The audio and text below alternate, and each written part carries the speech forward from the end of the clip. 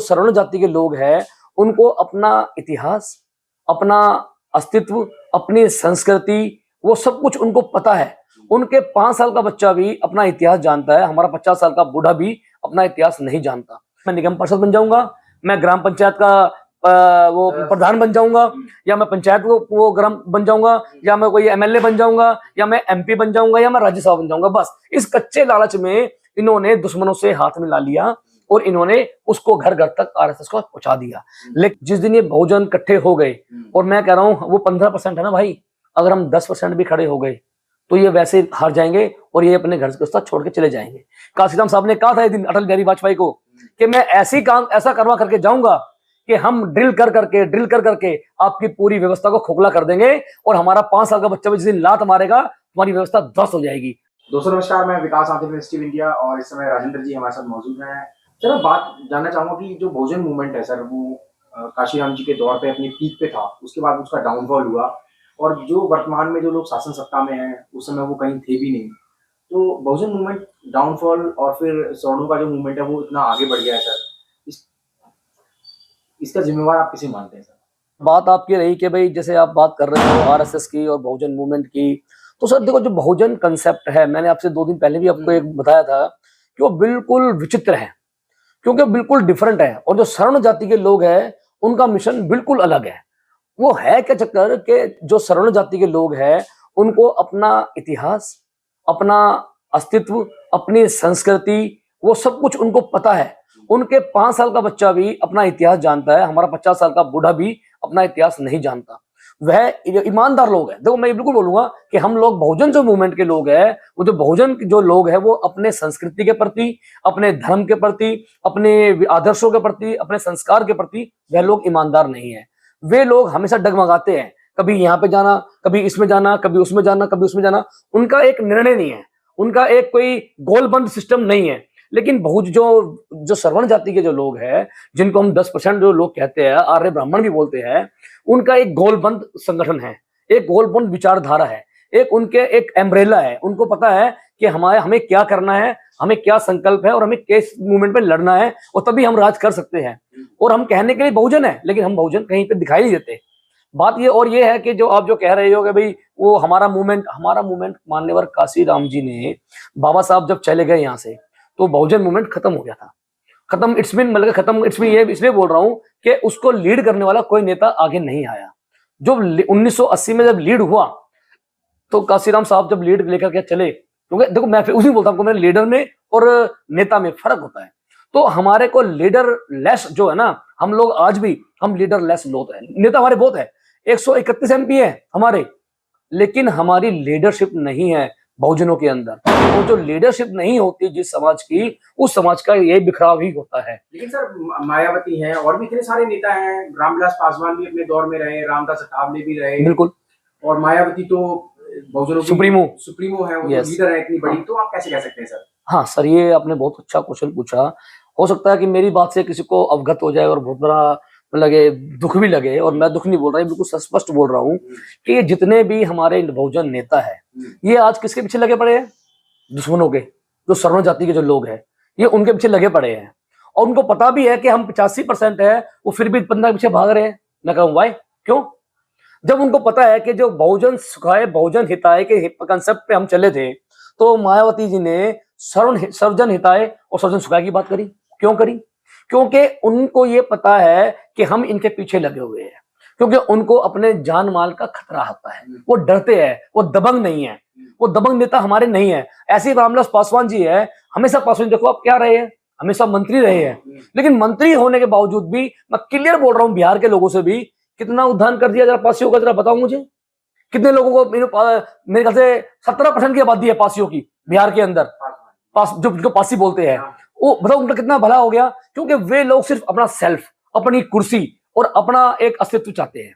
तो बहुजन जो मूवमेंट है एक्चुअल में, मैं फिर बोल रहा हूँ कि नेता तो हमारे बहुत है, मायावती है, आपने कह दिया भाई अभी वो चंद्रशेखर आजाद है, या कोई भी आए है, तो चंद्रशेखर आजाद अभी नए आए हैं, है ना वो। और वो ये भी नहीं है, आप देखोगे अगर 131 एमपी को पीछे कर दो और एक एमपी को अलग कर दो तो सब पे भारी पड़ रहा है। क्यों पड़ रहा है? क्योंकि वह जो आदमी है चंद्रशेखर भाई आजाद जो है, वो कहीं पर भी आज हमारे समाज के साथ कहीं भी कोई प्रोटेस्ट हो रहा है, या कोई दुरुपयोग हो रहा है या कहीं पर कुछ भी हो रहा है, कहीं मार पिटाई हो रही है, तो वो व्यक्ति हमें खड़ा मिलता है। क्यों मिलता है? क्योंकि वो सोशल मूवमेंट से जुड़ा हुआ है, वो सोशल मूवमेंट में तैयार है और वो लड़ने मरने के लिए भी तैयार है, क्योंकि हमारे वो डर नहीं है उसके अंदर, वो लीडर है, वो नेता नहीं है, लीडर है। लेकिन नेता जो है हमेशा दब्बू किस्म के होते हैं, जैसे मायावती है या चिराग पासवान है या वो मांझी, दशरथ मांझी, वो अपना क्या सॉरी मांझी है, वो ये दब्बू किस्म के आदमी है, ये नेता नहीं है। हम इनको नेता नहीं मान रहे, ये पार्टियों के चमचे हैं। तो क्या यही एक वजह है, बड़ी वजह रही है कि जो आरएसएस जो नागपुर तक सीमित था, आज वो बहुजनों के घर घर तक पहुंच रहा है, इसका जिम्मेवार कौन है सर? क्या ये तमाम नेता या मामला कुछ और है? नहीं विकास जी, देखो ये बहुत गहरा इसका संबंध है और ये बहुत गहरी बात है कि भाई मैं अगर एक सही बात कहूंगा, हकीकत बोल दूंगा, तो हो सकता है कि हमारी बहुजनों को भी ये बात बुरी लगे, और वो लगती है तो लगे, सच्चाई तो सच्चाई होती है ना। जब बुद्ध ने कहा कि सत्य मार्ग में चलो, सत्य मार्ग चलना है, लेकिन हमारे लोग चल नहीं पा रहे, अपने वही लालच में बड़े पड़े हैं। जितने भी जो नागपुर है, सिर्फ आरएसएस का जो प्रभाव था वो महाराष्ट्र के अंदर सिर्फ नागपुर तक था, लेकिन आज करीब करीब 1.5 लाख गांव है महाराष्ट्र के अंदर। तो 1.5 लाख गांव में ऐसा कौन सा जादू हो गया? उसमें तो ये सोशल मीडिया भी नहीं था, ये तो 2014 के बाद ये तो सारा एकदम से आया है, उससे पहले तो वहां पे नहीं था, सोशल मीडिया नहीं था।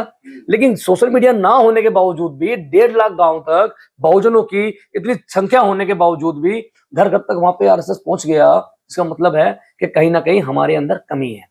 और मैं ये क्लियर बोलना चाहता हूं, मैं वो शब्द नहीं यूज करूंगा यहाँ पे कि भाई जो आज बोलते हैं भीमटो ने, एक्चुअली में क्या है कि जितने भी हमारे जो लोग मूवमेंट से लगे हुए हैं, कहने देते हैं 16 लाख संगठन है हमारे, इन 16 लाख संगठनों ने कुछ भी नहीं किया, सिर्फ आरएसएस को बढ़ावा दिया है। अगर आरएसएस को बढ़ावा इसलिए बोल रहा हूं कि इन्होंने एक जुट होकर के, एक मूवमेंट को लेकर के, एक विजन को लेकर, एक संकल्प लेकर के किसी ने काम नहीं किया, सही मिशन पे काम नहीं किया। अगर सही मिशन पे काम करते तो आरएसएस इतनी पावर नहीं थी कि आरएसएस की कि वो आज पूरे वर्ल्ड में और पूरी इंडिया में फैलती।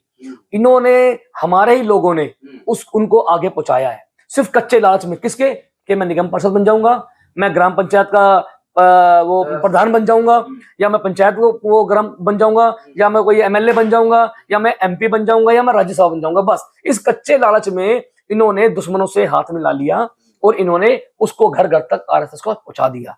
लेकिन आज मैं क्लियर बोलना चाहता हूं, जो आज बहुजनों की मूवमेंट, जो सच्चे सिपाही है बहुजन, अगर सही मायने में देखा जाए तो लगभग 5% के लोग जो है मूवमेंट में लगे हुए हैं, और ये 5% का जलवा है जो आज हमें कुछ चेंज नजर आ रहा है।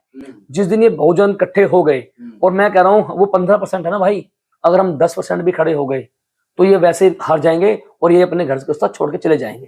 क्योंकि मेरी एक बात बता रहा हूँ आपको मैं, जैसे राजा रहे यहाँ पे, पहले रजवाड़े थे, पहले तो ये पूरा देश रजवाड़ों में बटा हुआ था, करीब करीब 500 से ज्यादा इनकी रियासत थी।